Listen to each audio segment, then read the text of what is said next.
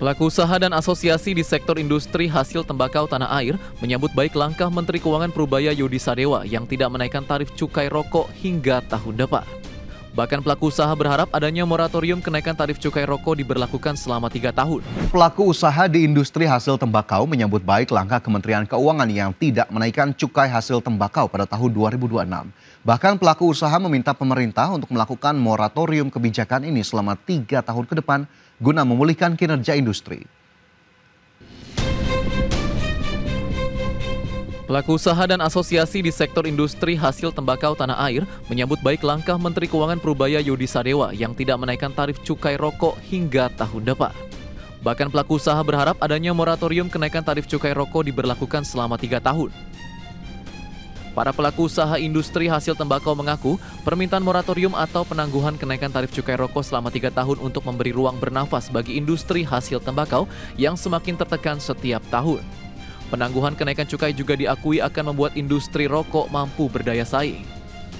Ya otomatis kalau misalnya cukainya naik terus, kita selalu kalah sama si ilegal. Dengan tidak naik, maka ya tidak bisa menyaingi ilegal, karena ilegal sama sekali nggak bayar cukai, nggak bayar pajak PPN, nggak bayar pajak daerah. Ya kita sedikit banyak bisa bernapas, sedikit aja bisa bernapas. Kayak kita bisa memulihkan sedikit. Kami dari ekosistem pertambakan itu mengharapkan agar tarif cukai dan HC ini selama 3 tahun berturut-turut tidak dinaikkan untuk memberikan kesempatan kepada industri IHT ini untuk melakukan recovery nih. Selain itu, permintaan moratorium diajukan karena meningkatnya peredaran rokok ilegal yang dianggap sebagai musuh bersama karena berdampak negatif pada penerima negara, industri, dan kesehatan masyarakat. Jakarta, Di Firmansyah, IDX Channel.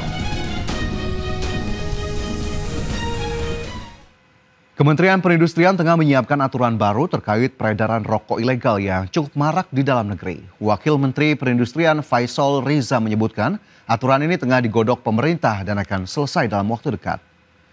Menurut Faisal Riza, sejak tahun 2019 peredaran rokok ilegal di Indonesia terus mengalami peningkatan. Di mana pada 2019 peredaran rokok ilegal sebesar 3% dan meningkat tajam hingga 6,9% pada tahun 2023. Adapun pelanggaran tertinggi yakni kemasan polos tanpa pita cukai dari jenis sigaret kretek mesin. Keberadaan rokok ilegal tersebut sangat mengganggu terutama bagi penerimaan negara.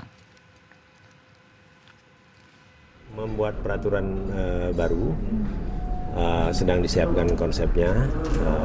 Nanti kalau sudah siap nanti akan disampaikan ke teman-teman. Yang penting pengendalian terhadap rokok ilegal bisa dilakukan. Kira-kira kapan Pak dilaunchingnya? Kan biasanya untuk cukai kan diumumkan resminya di November ya Pak. Ini untuk apa? Ini kan nggak ada hubungannya sama cukai. Iya, tapi maksudnya apakah diumumkan dalam sebelum itu atau? Mudah-mudahan ini.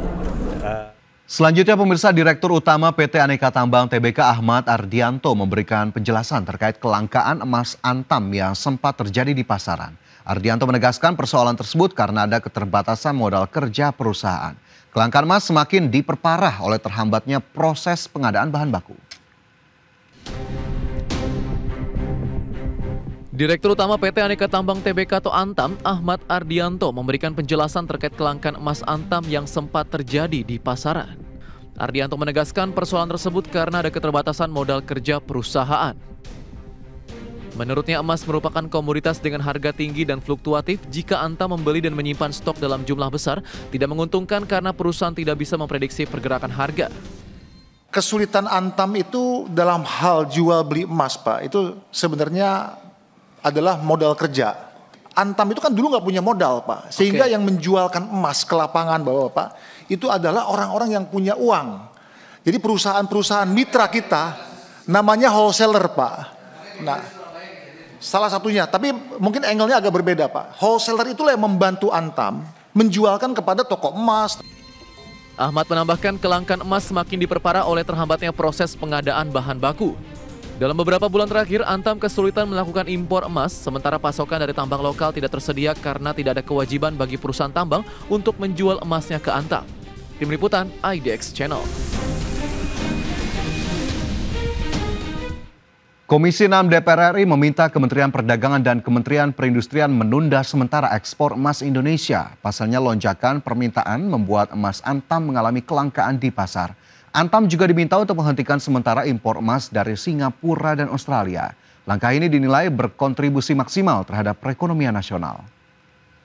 Wakil Ketua Komisi 6 Andre Rosiade menyatakan, selain itu Komisi 6 DPR RI juga meminta kepada pemerintah untuk mempercepat proses perizinan dan persetujuan RKAB PT Aneka Tambang Tbk dan PT Vale Indonesia Tbk agar operasional dan kondisi keuangan perusahaan tetap terjaga sekaligus mampu mendukung pelaksanaan program kerja strategis baik jangka pendek maupun jangka panjang. Komisi 6 DPR RI meminta kementerian terkait perdagangan dan perindustrian untuk menunda ekspor khususnya emas sampai kebutuhan dalam negeri terpenuhi. Ini Komisi 6 DPR RI mendukung PT Antam Tbk untuk melakukan percepatan proses perizinan dan persetujuan RKAB agar operasional PT Tower Bersama Infrastruktur Tbk atau emiten berkode saham TBIG berencana menjual saham treasury sebanyak 350 juta kepada pengendali perseroan. Penjualan saham treasury akan dilaksanakan bertahap mulai Oktober hingga Desember 2025. PT Tower Bersama Infrastruktur Tbk atau TBIG akan menjual saham hasil pembelian kembali atau treasury shares sebanyak 350.330.400 lembar saham. Seluruh saham ini akan dialihkan kepada pengendali perseroan yaitu Bersama Digital Infrastructure Asia Pte Ltd.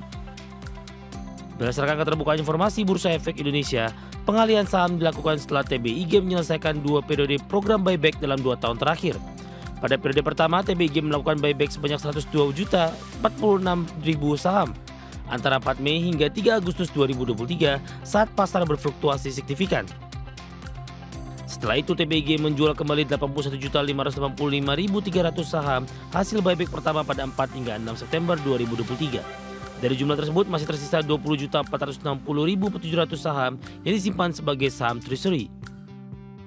Pada periode 31 Mei 2024 hingga 30 Mei 2025, Perseroan melaksanakan program buyback berdasarkan POJK nomor 29 tahun 2023. Dalam program ini, TBIG membeli kembali sebanyak 329.869.700 saham, sehingga total saham treasury yang dimiliki Perseroan saat ini mencapai 350.330.400 lembar. Seluruh saham treasury tersebut rencananya akan dialihkan kepada Bersama Digital Infrastructure Asia Pte Ltd selaku pengendali Perseroan.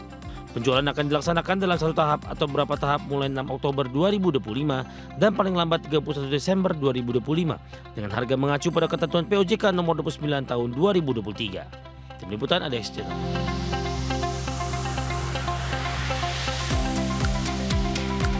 Presiden Prabowo Subianto mengaku kesal dengan aksi Badan Usaha Milik Negara atau BUMN yang masih membagi bonus tahunan meski badan usaha mengalami kerugian.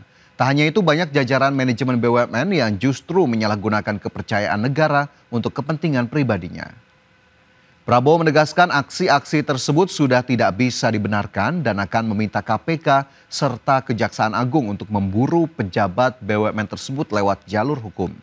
Prabowo mengaku telah menugaskan BPI dan Antara untuk membersihkan manajemen BUMN dalam kurun waktu 2 hingga 4 tahun.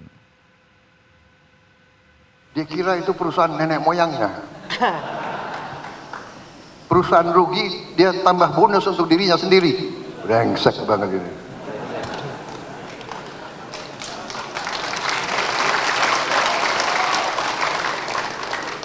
Saya mau kirim kejaksaan sama KPK ngejar-ngejar itu.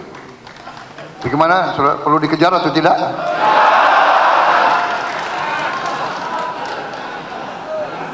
Nanti dibilang Prabowo kejam.